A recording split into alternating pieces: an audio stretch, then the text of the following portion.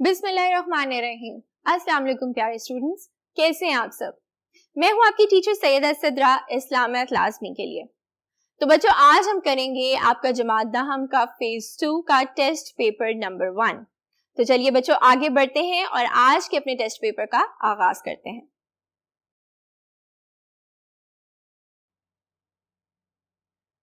जी बच्चों, जैसे कि मैंने आपको बताया कि आज हम करेंगे आपका जमात दहम का फेज 2, जिसमें हम करेंगे टेस्ट पेपर नंबर 1। पहले तो करेंगे हम हिस्सा मारूजी और उसके बाद करेंगे हम हिस्सा इंशाइया। हिस्सा मारूजी के होंगे आपके पास टोटल मिनट्स 15 और उसके टोटल नंबर हैं 10।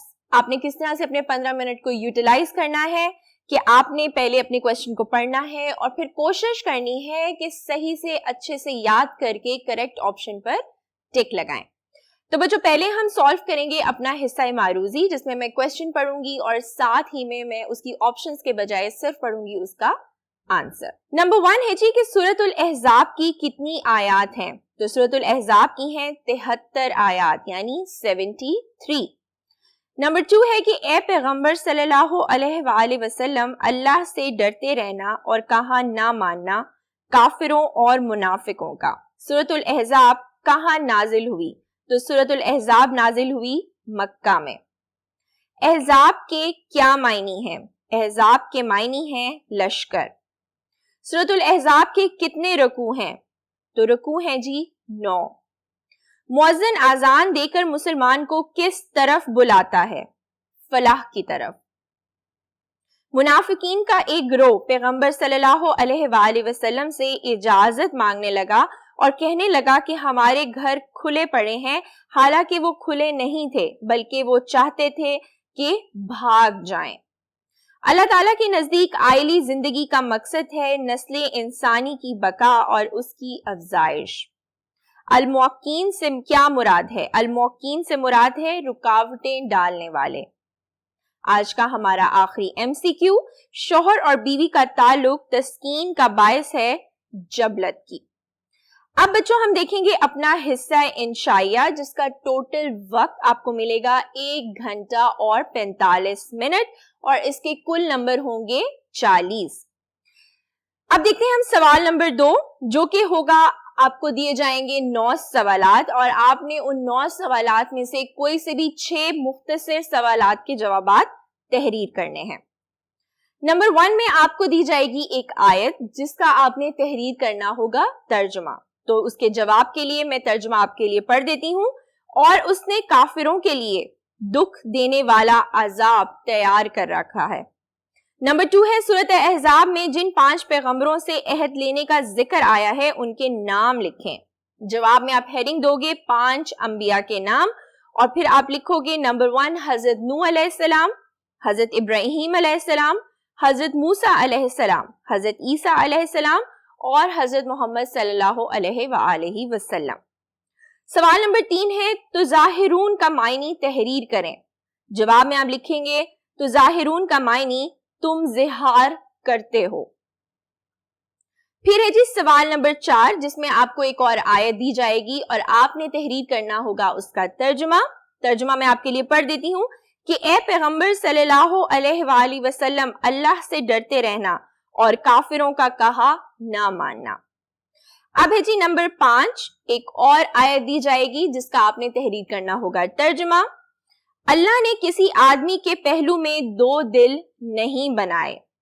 अब है जी सवाल नंबर 6 कि सूरतुल अहज़ाब में रसूलुल्लाह सल्लल्लाहु अलैहि वसल्लम को किन बातों की तलकीन की गई है। जवाब में आप हेडिंग देंगे रसूलुल्लाह सल्लल्लाहु अलैहि वसल्लम को तलकीन। सूरतुल अहज़ाब में अल्लाह ताला ने नबी करीम सल्लल्लाहु अलैहि वसल्लम को दर्जे झैल बातों की तलकीन की है। अब आप चाहो तो इनको पॉइंट्स में भी लिख सकते हो या चाहो तो एक पैराग्राफ की सूरत में भी। मैं आपके लिए पढ़ देती हूँ पॉइंट्स में। नंबर 1 है ए नबी सल्लल्लाहु अलैहि वसल्लम अल्लाह ताला से डरते रहो। नंबर 2 है काफिरों और मुनाफिकीन का कहा ना मानना। नंबर 3 है जो किताब तुम्हारी तरफ वही की गई है उसकी पैरवी करो। नंबर 4 है कि अल्लाह ताला पर भरोसा रखो क्योंकि वही कार साज है। सवाल नंबर 7 है कि सूरतुल अहज़ाब में मुतबन्ना यानी मुंह बोले बेटों के बारे में کیا ہدایات دی گئی ہیں؟ جواب میں آپ ہیڈنگ دیں گے منہ بولے بیٹے کے بارے میں ہدایات، اور اس کو کریں گے آپ فردر ایکسپلین۔ اس کے بعد ہے جی سوال نمبر 8 کہ غزوہ احزاب میں اللہ نے مسلمانوں کے کن 2 طریقوں سے مدد کی؟ جواب میں آپ ہیڈنگ دو گے غزوہ احزاب میں اللہ نے مسلمانوں کی مدد کی۔ نمبر 1 غزوہ احزاب میں اللہ تعالیٰ نے نظر نہ آنے والے فرشتوں کے لشکر کے ساتھ۔ نمبر 2 اور تیز ٹھنڈی ہواؤں کے ذریعے مسلمانوں کی مدد کی گئی۔ سوال نمبر 9 ہے جی کہ سورۃ الاحزاب کی آیات میں جہاد میں رکاوٹ ڈالنے والے الموقین کے بارے میں کیا فرمایا گیا ہے؟ آپ ہیڈنگ دیں گے الموقین کے بارے میں ارشاد، اور اس کے بعد آپ کریں گے اس کو فردر ایکسپلین۔ اب ہے جی آپ کا سوال نمبر 3 جس میں آپ کو پھر دیے جائیں گے 9 سوالات، اور ان میں سے آپ نے تحریر کرنے ہوں گے، چوز کرنے ہوں گے کوئی سے بھی 6 سوالات جن کے آپ کو بہت اچھے طریقے سے جوابات معلوم ہوں گے۔ سوال نمبر 1 ہے جی کہ جمعے کے دن کون جہنم کی طرف پل بنائے گا؟ جس کے جواب میں آپ ہیڈنگ دو گے جہنم کی طرف پل، اور آپ اس کو ایکسپلین کرو گے کہ نبی کریم صلی اللہ علیہ وآلہ وسلم کا ارشاد ہے جمعے کے دن لوگوں کی گردنوں پر سے پھلانگ کر آگے جانے کو دوزخ کی طرف پل بنانے کے مترادف قرار دیا گیا ہے۔ سوال نمبر 2 کہ جہاد بن نفس سے کیا مراد ہے؟ جس کی ہیڈنگ آپ دیں گے جہاد بن نفس سے مراد۔ جہاد کی ایک قسم جہاد بن نفس ہے، یعنی اپنے جسم و جان سے جہاد کرنا بھی ہے، حتیٰ کہ اللہ کی راہ میں دین کے دشمنوں سے لڑتے لڑتے اپنی جان تک پیش کر دی جائے، اسے جہاد بن نفس کہتے ہیں۔ اسے قرآن مجید میں قتال کہا گیا ہے۔ اس کے بعد آپ ہیڈنگ دیں گے اللہ تعالیٰ کی محبت میں قتال۔ اللہ تعالیٰ ان لوگوں سے محبت کرتا ہے جو اللہ کی راہ میں صف بستہ ہو کر لڑتے ہیں، جیسے سیسا پلائی ہوئی دیوار۔ نمبر 3 ہے جی کہ حدیث نبی صلی اللہ علیہ وآلہ وسلم میں خطبہ جمعہ کے کیا آداب بتائے گئے ہیں؟ جس کے جواب میں آپ ہیڈنگ دیں گے خطبہ جمعہ کے آداب، اور اس کو آپ کریں گے فردر ایکسپلین۔ پھر ہے جی نمبر 4 بلا عذر ہجرت نہ کرنے والوں کو کیا وعید سنائی گئی ہے؟ جس کے جواب میں آپ ہیڈنگ دو گے بلا عذر ہجرت نہ کرنے والوں کے بارے میں وعید، جس کو آپ فردر کرو گے ایکسپلین۔ نمبر 5 ہے کہ سورۃ النساء میں اللہ تعالیٰ نے ہجرت کرنے والوں کو کیا اجر بیان کیا ہے؟ جس کے جواب میں آپ ہیڈنگ دو گے سورۃ النساء میں ہجرت کرنے والوں کا اجر، جس کو آپ ایکسپلین کرو گے کسی بھی آیت کے ترجمے کے ساتھ۔ میں آپ کے لیے آیت پڑھ دیتی ہوں اور اس کا ترجمہ۔ اور جو شخص اللہ تعالیٰ کی راہ میں گھر بار چھوڑ جائے وہ زمین میں بہت سی جگہ اور کشائش پائے گا، اور جو شخص اللہ اور اس کے رسول صلی اللہ علیہ وآلہ وسلم کی طرف ہجرت کر کے گھر سے نکل جائے پھر اس کو موت آ پکڑے تو اس کا ثواب اللہ کے ذمہ ہو چکا، اور اللہ بخشنے والا مہربان ہے۔ پھر ہے جی نمبر 6 کہ اللہ تعالیٰ نے ہجرت کرنے والے کے لیے کیا انعامات رکھے ہیں؟ جواب میں آپ ہیڈنگ دو گے ہجرت کرنے والوں کے بارے میں انعامات۔ جو لوگ ایمان لائے اور انہوں نے ہجرت کی اور اللہ کی راہ میں جہاد کیا، یعنی مہاجرین، اور جن لوگوں نے ان کو پناہ دی اور ان کی مدد کی، یعنی انصار، وہی سچے مومن ہیں اور ان کے لیے بخشش اور عزت کی روزی ہے۔ پھر ہے جی نمبر 7 کہ درسی کتاب میں جہاد کی کتنی قسمیں ہیں اور کون کون سی ہیں؟ جواب میں آپ ہیڈنگ دو گے جہاد کی اقسام، اس کے بعد آپ نیکسٹ ہیڈنگ دو گے کہ جہاد کی ہیں جی 3 اقسام۔ پھر آپ لکھو گے نمبر 1 جہاد بالعلم، نمبر 2 جہاد بالمال، اور نمبر 3 جہاد بالنفس۔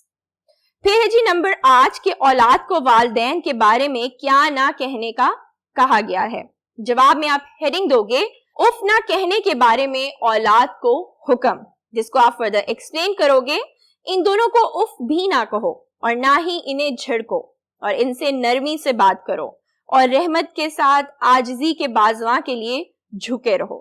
کہو اے رب ان دونوں پر رحم فرما جیسا کہ انہوں نے مجھے بچپن میں پالا۔ اس کے بعد ہے جی نمبر 9 والدین کے چند فرائض لکھیں، جس کے بعد آپ ہیڈنگ دو گے والدین کے فرائض۔ آپ کی نیکسٹ ہیڈنگ آئے گی اخلاقی فرض۔ شوہر کا اخلاقی فرض ہے کہ وہ اپنی بیوی، بچوں اور دوسرے اہل خانہ کی اخلاقی اور دینی تربیت کا اہتمام کرے۔ اللہ تعالیٰ کا فرمان ہے اے ایمان والو اپنے آپ کو اور اپنے اہل خانہ کو دوزخ کی آگ سے بچاؤ۔ آپ کی نیکسٹ ہیڈنگ ہوگی تحفظ حیات۔ اسلام سے قبل عرب مفلسی کے خوف سے اور جھوٹے غرور کے باعث کوئی ہمارا داماد نہ بن جائے اپنے لڑکیوں کو زندہ درگور کر دیتے تھے۔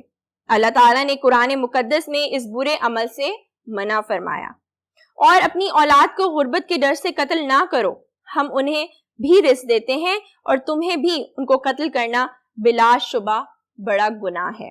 اب ہے جی نمبر 4، اب دی جائے گی آپ کو ایک حدیث جس کا آپ نے کرنا ہوگا ترجمہ، اور اس کے بعد آپ نے کرنی ہوگی اس کی تشریح۔ تو میں آپ کے لیے پڑھ دوں گی اس کا ترجمہ اور اس کے بعد اس کی تشریح، اور اس کے ساتھ ہی میں آپ کو دے دوں گی اس کی ہیڈنگز جن کو آپ نے فردر کرنا ہوگا ایکسپلین۔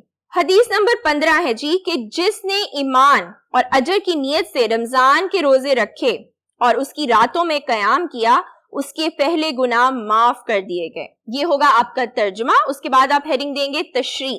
اس حدیث مبارکہ میں نبی کریم صلی اللہ علیہ وآلہ وسلم نے رمضان المبارک کے روزے اور اس کی راتوں کو قیام کرنے کی ترغیب دی ہے۔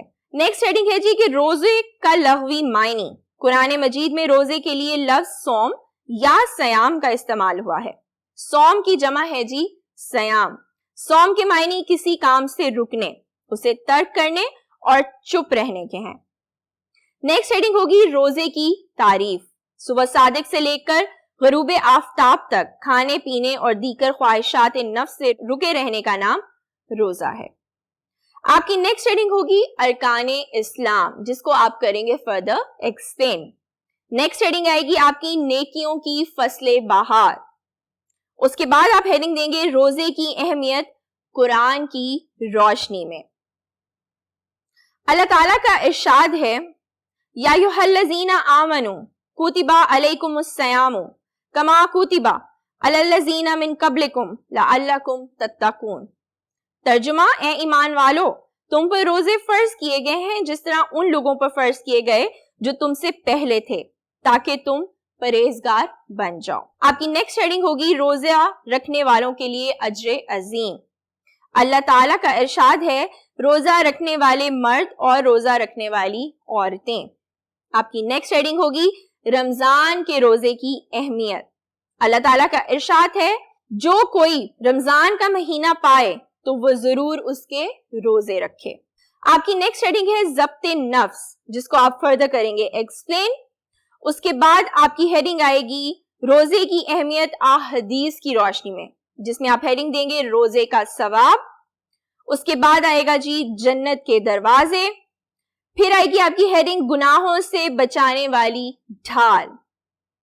نبی کریم صلی اللہ علیہ وآلہ وسلم کا ارشاد ہے کہ روزہ گناہوں سے بچانے والی ڈھال ہے۔ اگر کوئی شخص روزہ رکھ کر بھی جھوٹ اور غلط کاریوں سے نہیں بچتا تو اس کا کھانا پینا چھوڑنے سے کوئی دلچسپی نہیں۔ اعمال کی جزا۔ نبی کریم صلی اللہ علیہ وآلہ وسلم نے فرمایا جس نے شرعی عذر کے بغیر رمضان کا ایک روزہ چھوڑا، اگر وہ عمر بھر بھی روزے رکھے تو اس کی تلافی نہیں ہو سکتی۔ آپ کی نیکسٹ ہیڈنگ ہے اعضائے جسم کا روزہ۔ آپ کی نیکسٹ ہیڈنگ ہے حاصل کلام یعنی کنکلوژن، کہ روزہ رکھنے کی بنیادی وجہ یہ ہے کہ اجر و ثواب اور ایمان کی حالت میں رکھا جائے، ماہ رمضان کی راتوں کو قیام کیا جائے۔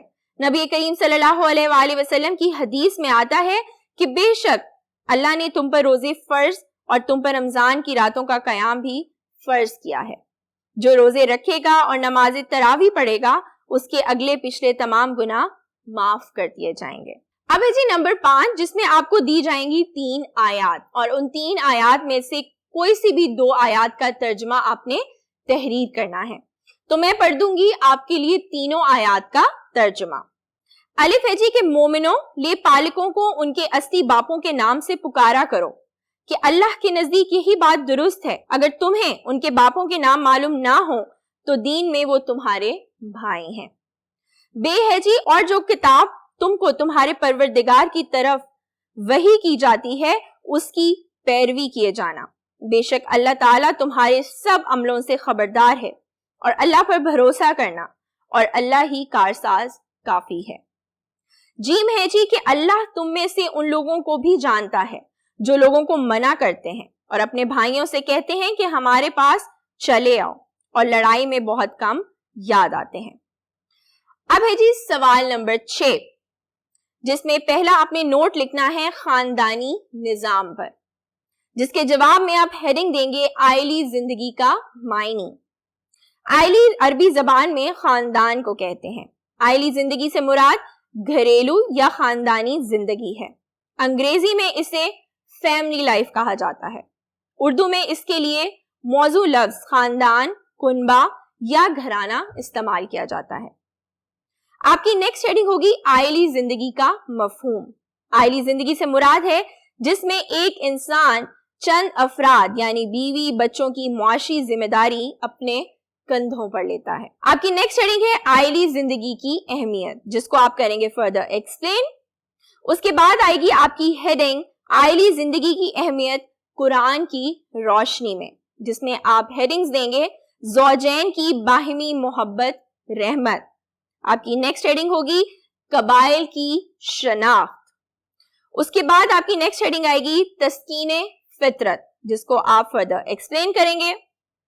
اس کے بعد ہے جی نکاح اور اخلاقی تحفظ۔ اس طرح نکاح ایک جوڑے کے درمیان آئلی زندگی کی جائز بنیاد فراہم کرتا ہے، جس کے نتیجے میں پاکیزہ تعلقات وجود میں آتے ہیں۔ قرآن نے رشتہ ازدواج کو احسان کا نام دیا ہے، جس کا مطلب ہے قلعہ بند ہو کر، یعنی محفوظ ہو جانا۔ شادی کے بعد زوجین غیر اخلاقی حملوں سے محفوظ ہو جاتے ہیں۔ آپ کی نیکسٹ ہیڈنگ آئے گی احسان کا معنی اور اقسام۔ اس کے بعد آپ اس کو کریں گے فردر ایکسپلین۔ آپ کی نیکسٹ ہیڈنگ ہے رنج و راحت کا ساتھی۔